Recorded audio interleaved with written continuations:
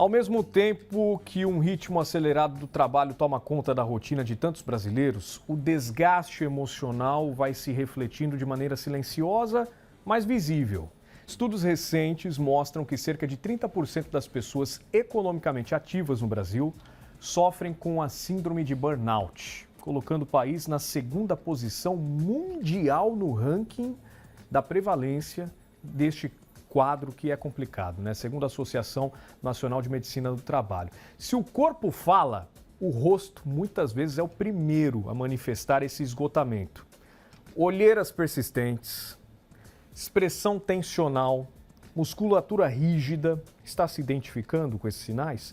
Pele com sinais de desgaste, é nesse ponto que a estética, muito mais do que vaidade, entra como uma aliada no processo de recuperação, sabia disso? Para nos ajudar a entender como o estresse crônico ele se reflete no rosto, hoje nós convidamos aqui no estúdio a cirurgiã dentista especializada em rejuvenescimento e harmonização orofacial, Érica Kugler. Tudo bem, doutora? Tudo bem. Seja bem-vinda aqui obrigada. ao nosso balanço. E Obrigada. Justamente esse é o mal do século, né? A ansiedade, Exatamente. o estresse e o burnout, que é o estresse gerado pelo ambiente de trabalho, pela rotina pesada. Eu queria que a senhora explicasse por que o rosto é um dos primeiros lugares a revelar que algo não vai bem. Certo.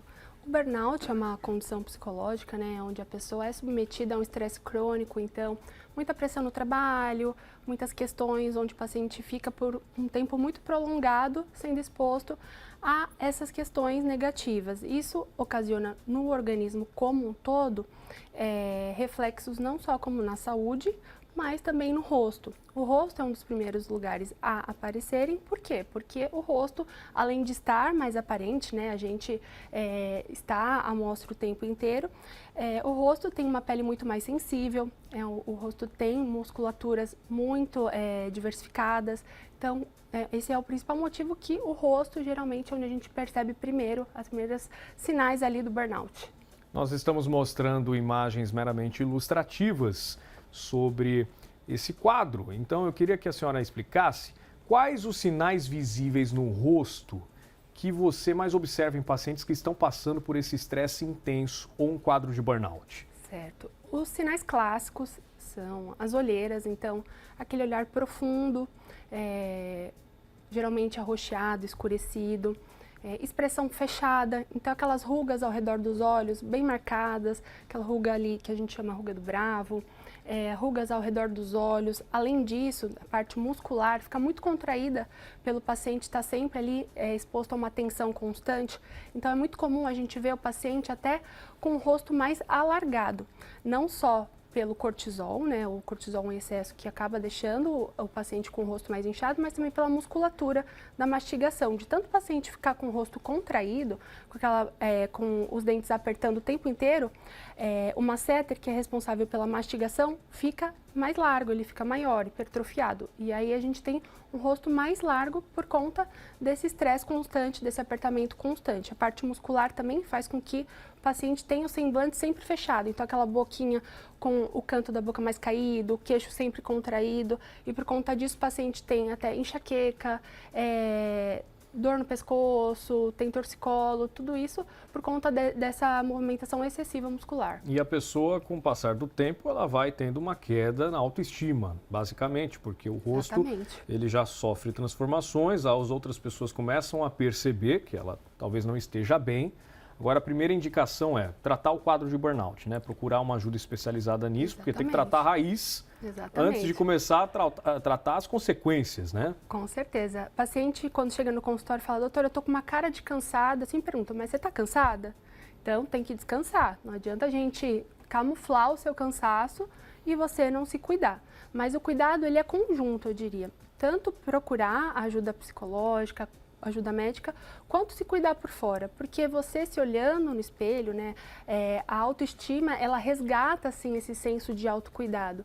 Então, quando a gente gosta do que vê, isso dá ânimo pra gente voltar a se cuidar. Então, poxa, eu tô me sentindo tão bem, tô me olhando no espelho, tô gostando, acho que eu mereço umas férias, mereço uma pausa no trabalho, mereço procurar um médico que vai me ajudar a sair desse quadro. Então, uma coisa acaba puxando a outra. E como a harmonização ela é importante nesse processo?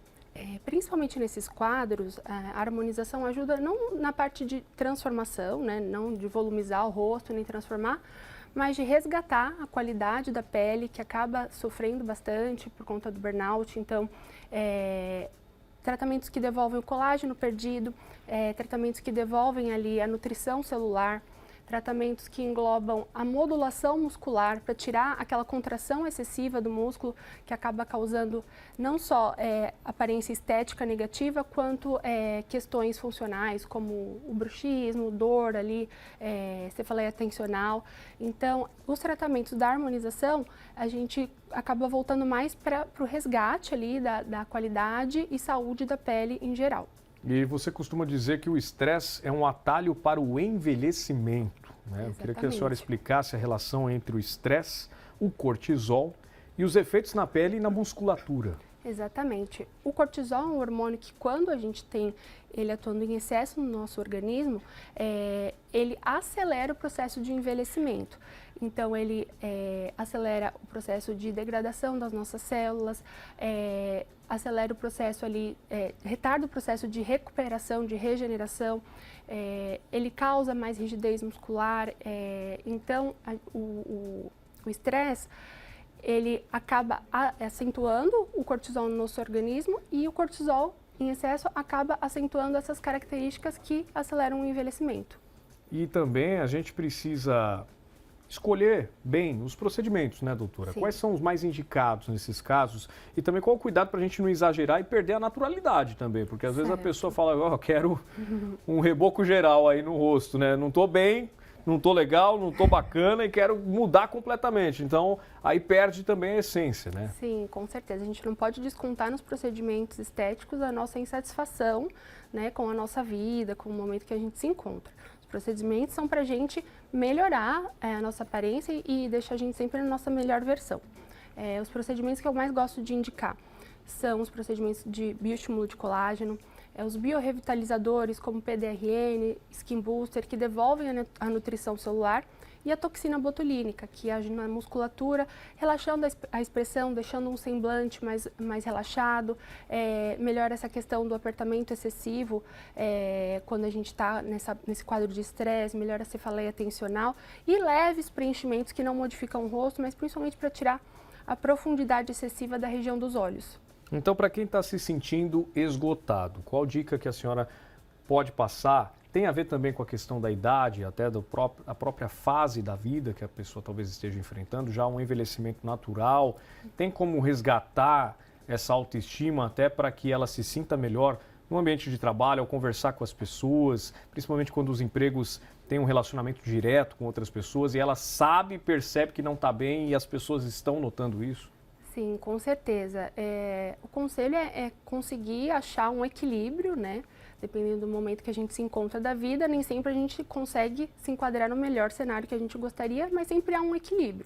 Então, dentro de cada cenário, conseguir definir uma forma em que você consiga se sentir bem, né? Ter uma boa performance, mas também se dedicar um tempo para o autocuidado. Isso engloba tanto a parte da saúde quanto a estética. É isso aí. E bora, gente, cuidar da autoestima, porque você se sentindo bem, com certeza vai te motivar a encontrar caminhos para você também melhorar a sua questão de estresse emocional no ambiente de trabalho, rever também a questão da carreira, talvez a atividade que você esteja exercendo, tudo isso tem que ser pesado na balança para que você tome as melhores decisões e se sinta bem, né? O mais importante é isso, que a gente se sinta bem conosco mesmo. Obrigado pela sua participação, viu, doutora? Muito bacana o Saúde Geral.